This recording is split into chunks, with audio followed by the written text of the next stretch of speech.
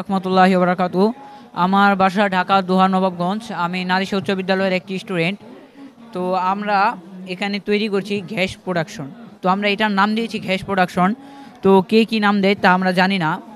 তো আমরা এই যে এখানে আপনাদের দেখেছি একটি পেট্রোল এবং পানির মাধ্যমে আমরা এই সুন্দর একটি গ্যাস তৈরি করেছি।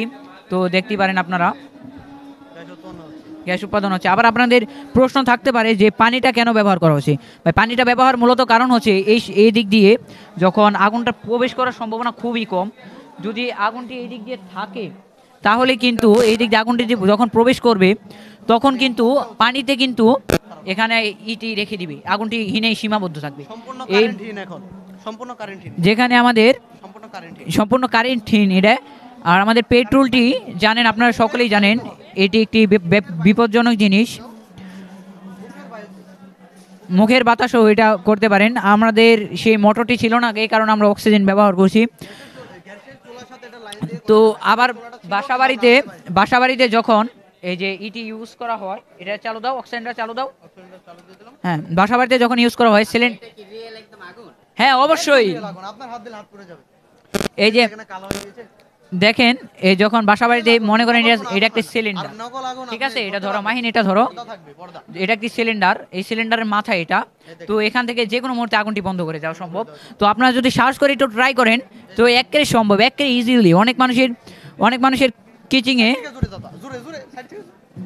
হ্যাঁ এই যে দেখতেন বলি, এই যে এখানে যদি আপনাদের গ্যাস থেকে ছুটে যায় এবং এই আপনাদের পাইপটি এভাবে যদি ভেঙে দেন তাহলে কিন্তু ইজিলি আমাদের এটি বন্ধ হয়ে যাবে। আর আমাদের পাশে আরেকটি প্রজেক্ট রয়েছে, সেটা হচ্ছে ভূমিকম্প প্রজেক্ট।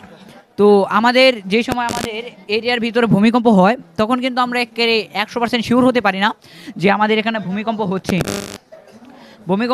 তাই এটা শিওরের জন্য এটা আপনি ধরে নেন এটা আপনার বাসা। তো আপনার বাসায় যে সময় ভূমিকম্প হবে এখানে একটু লক্ষ্য করেন, দেখেন যে সময় ভূমিকম্প হবে আপনার এরিয়ার ভিতরে এখানে কিন্তু একটি সিগন্যাল দিতেছি। তো আমাদের হর্নটি কেটে যাওয়ার কারণে আপনারা তেমন শব্দ পাচ্ছেন না। তো আপনার বাবা মা থাকে বাসায়, তারা কিন্তু অনেক সময় এটি বুঝেন। আপনারা বলতে পারেন যে এটাও সম্ভব মোবাইলের মাধ্যমে। তো মোবাইলের মাধ্যমে সম্ভব, ঠিক আছে। আপনার বাসায় যে মুরব্বী থাকে বাবা মা, তারা কিন্তু এটা মোবাইলটা তেমনভাবে বুঝে না। আপনারা আধুনিক যুগের মানুষ, আমরা একটু হালকা পাতলা বুঝি। তো আপনার বাবা মা কিন্তু তেমন বুঝবে না। তো যদি আপনি এটা আপনার হল রুমের ভিতরে প্রবেশ করেন তো আপনার যে সময় ভূমিকম্প হবে তখন আপনি শিওর হবেন যে আপনি 30% শিওর হবেন যে আমার বাসায় ভূমিকম্প হচ্ছে। এবং এই সিগন্যালটি যে সময় দিবে সেই সময় আপনি 100% শিওর হবেন যে আপনার বাসায় ভূমিকম্প হবে। এবং ভূমিকম্প কিন্তু বেশি সময় নিয়ে হবে না, ভূমিকম্প হাইস্ট 6 সেকেন্ড ধরে রাখেন।